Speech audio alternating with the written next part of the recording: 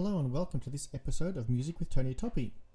Today's topic will be chord progressions, and in the context of major and harmonic minor tonalities. I'll preface this particular episode by saying that the examples in this series will only be triads pertaining to these two tonalities. There will be short examples simply as a way of introducing the topic and as a way to give you some good practice techniques. Of course, there will be longer examples and examples that use seventh chords in a VCE exam context, but for the purposes of this episode, we're going to keep it short and simple. So, what is a chord progression? Very basically, a chord progression is a series of chords played one after another to create a musical phrase. So let's get started. What are the chords available to us? So if we are looking at a major tonality, these are the types of chords available to us. In the top row up here, I have the Roman numerals that are associated with the chord tones, are the notes of the scale down here. And down here in the grey are the qualities of the above chords. I strongly urge you to memorize this table and be able to at least write out in a very quick way the top two rows when you get to an exam. The Roman numerals up here tell you the qualities and everything you need to know about the chords on which they are built. So for example, the uppercase Roman numeral tells you that it's a major. The lowercase Roman numeral tells you that the chord is a minor chord. So really all you need to do in a chord progression question, get the relevant bass note associated with your Roman numeral, and that will tell you the quality. Now you're probably asking, why can't I just write the quality in my little diagram? You very much could, of course you can. However, I think it's quicker and easier to write out these two. When you're under pressure and you're timed in an exam, it's much quicker to write out the Roman numerals than it would be to write out the qualities. Having said that, if you find some really good way of doing it, by all means use it. So what we have here are the major chords in the major tonality. Let's have a listen to them.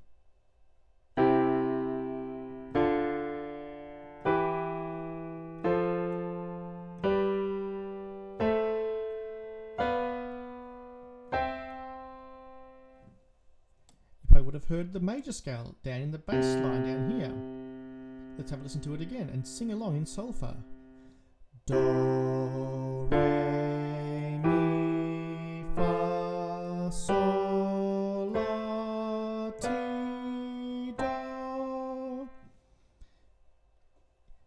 That's what you need to listen for, is the bottom note of the chord. I would urge you to anything that you listen to, sing along the bass notes. If you don't know the solfa, just hum along, just sing it on la, whatever, as long as you can try and get those bass notes in your head. I will also just point out this last chord here. It looks like a minor, but there's a little circle next to it, and that's the diminished chord. Okay, let's look at the harmonic minor scale. Oops, there we go. So, same sort of scenario, same idea with the grid. Memorize and be able to rewrite the top row and the second row. So the second row gives you the bass notes, the top row gives you the Roman numerals and the qualities. We have an additional one here, the augmented chord, because of course, as we know, the harmonic minor has the raised seventh, and in that third chord here will be the raised seventh.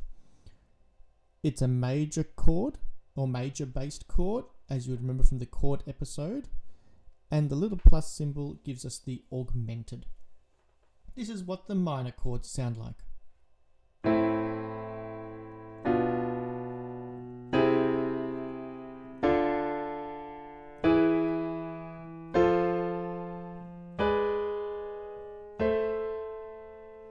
Once again, let's sing along with the bass note. So starting on La, ready, and La, ti, do, re, mi,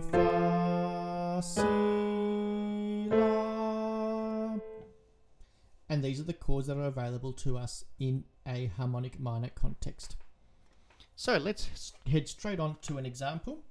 So here we have what's called the harmonic grid, the best way to answer these questions. Why? It's very clear. Write your bass notes up here, write your quality down below. You get 1 mark per box in an exam. So this would be out of 6, for example, and it's much easier to get the right answer, harder to get it wrong. But if you do, for whatever reason, write an incorrect bass note, but you get the correct quality, you've got more of a chance of getting a mark for that rather than 0 marks if you do answer the question in any other way. So what would I do? I'm presented with this question. First thing I will do is write out my notes. C, D, E, F, G, A, B, C. How did I know that that was the key? Well, very simply, the first chord tells you what key you're in. So the tonic and the tonality. I would then very quickly go and write my Roman numerals to tell me exactly the quality of each chord.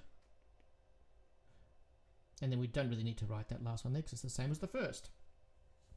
So then all I need to do now is listen out for those bass notes. If I get my bass notes, it will be very easy through an academic process to just get the qualities. So let's launch straight into one. Here we go. 1, 2, 3, 4.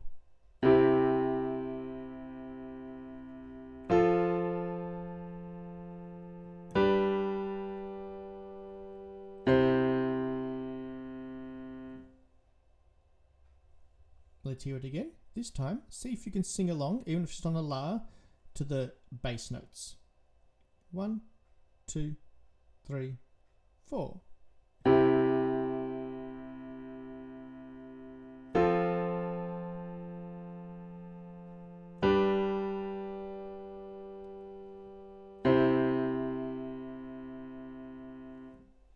Okay, let's isolate those bass notes and sing them. 1, 2, 3, 4. Lo, lo, lo, lo.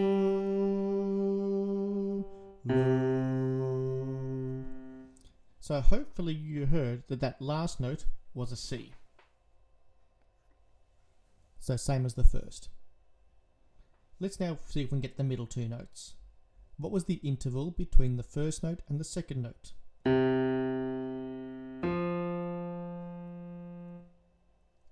Do, fa, perfect fourth, and we know that a perfect fourth above C is F.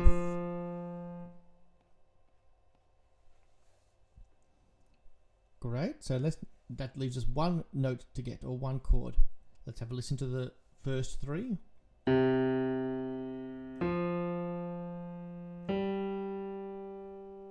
So that next note, how did we get to it? We approached it by a step above the F. Do, fa, sol, which would be a step above, and in note names it would be a G. They are the correct bass notes. Do, fa, sol, do. Now that I'm certain about those bass notes, by a pure academic process, we can go and write in the qualities. So looking at our little chart up here, we can see that F is a major, G is also a major, and of course C is a major. So I would go and write the qualities in.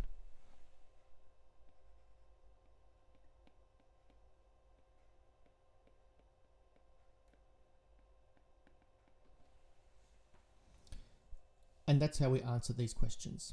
We're going to try 2 more, another major one, and we'll try a harmonic minor one as well.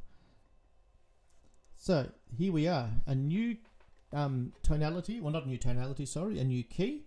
We're in the key of A major. How do we know? The first chord tells you. So very quickly I will write A, B, C sharp because of key signature, D, E, F sharp, and G sharp.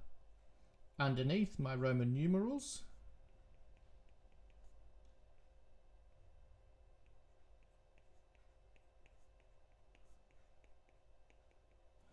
Now that didn't take very long at all. Yes, I was talking through it, but that should take you 5 seconds tops to write out that whole little diagram there that you can then use to complete the question.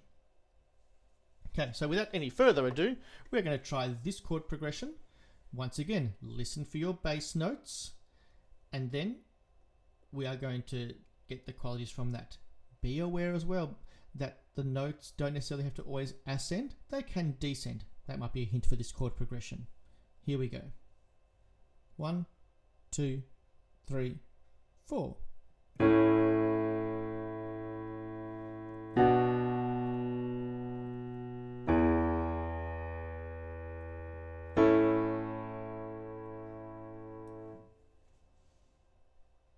Okay, we'll play it again. 1, 2, 3, 4.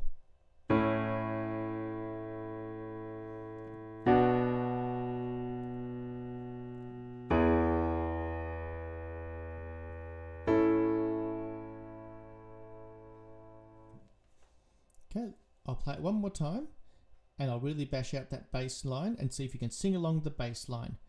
If it gets too low for you, maybe you sing the whole bass line up an octave, whatever, as long as it's comfortable and you can hear it. Here we go. 1, 2, 3, 4.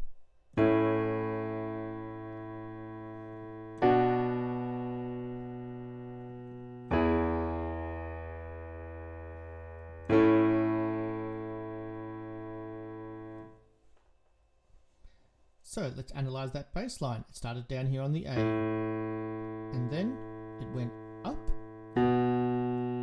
Do, Re. So we would have worked out that that second one is a B. Now I can't sing this low, but what's that interval? Reverse it, la la, perfect fifth, do, sol. So what's a perfect fifth below a B? It would work out to be E. And then we resolved the whole progression back to the A. Hopefully you heard that. So using our little chart, how do we get our qualities? So A, that's already there. B, it's a minor, so we're going to write minor.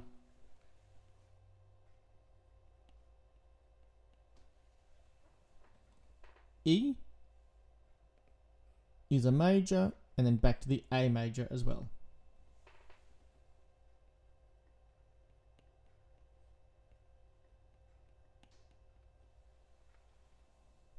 And that's the whole progression. So what did we do? We listened to it, we heard the bass notes, we sung the bass notes. If there was a tricky one we couldn't quite work out, for example, that descending one, work out the interval. This is where your interval knowledge is very useful and important. Okay, one more example, and this one is a minor one. Once again, how do we know? We have the tonic note and we have the tonality there. So let us write out our chart. D, E, F, G, A, B flat because of key signature, C sharp because of the raised seventh or the C note. And our Roman numerals.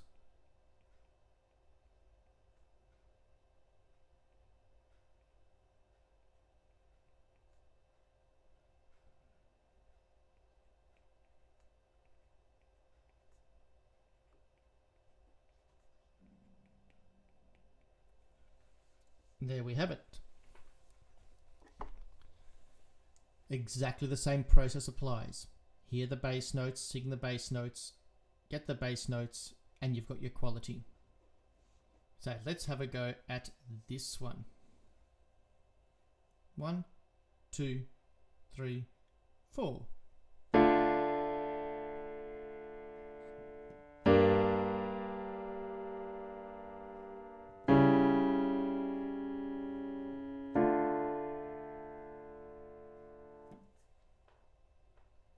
Let's try it again.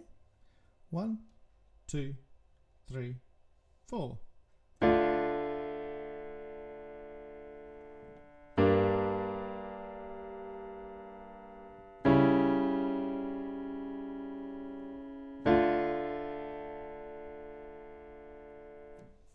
that one jumped around a bit. Let's see if we can work backwards. Work out what the last note was, or the last chord. 1, 2, 3, 4.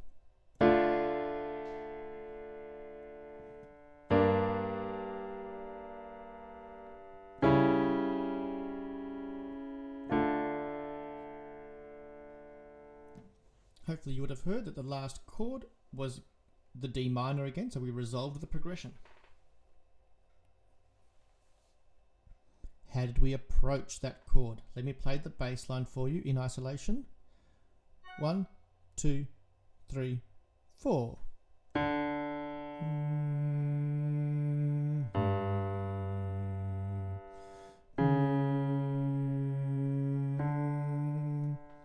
So you hopefully would have worked out that that last two notes,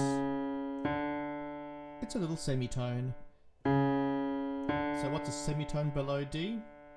Answer is C sharp.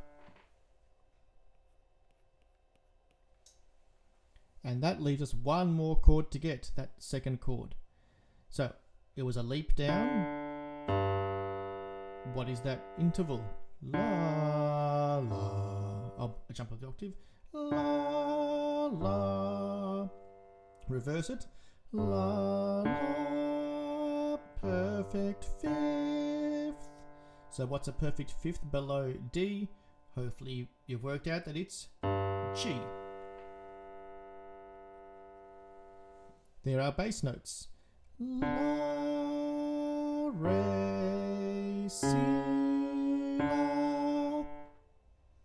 And then by pure academic process, we look at our table or our chart here. G is a minor, C sharp is a diminished, D is a minor. Write them in.